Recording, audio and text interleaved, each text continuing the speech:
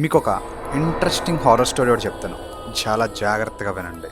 ఈ రీల్ కనుక మీరు నైట్ టైం చూసినట్లయితే డెఫినెట్గా స్కిప్ చేయండి, ఎందుకంటే మీరు భయపడతారు. ఎలీనా అనే ఒక అమ్మాయి 4th క్లాస్ చదువుతుంది. అందరికీ రెగ్యులర్గా ఉన్నట్టే తనకు కూడా ఒక ఫేవరెట్ డాల్ ఉంది. ఆ డాల్తో రోజు ఆడుకునేది, రోజు కబుర్లు చెప్పుకునేది, రోజు హోంవర్క్లు కూడా చేసేది. అది చూసిన వాళ్ళ మదర్ చాలా కోపంతో ఎలీనాని తిట్టి ఆ బొమ్మని బయటికి విసిరేసింది. అది చూసిన ఎలీనా ఏడుస్తూ తన రూమ్కి వెళ్ళిపోయింది.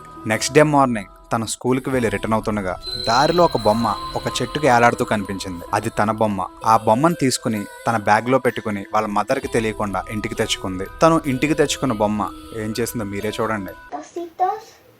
Tengo esta tacita rosita y esta tacita como fucsia. Huevo, ¿sí?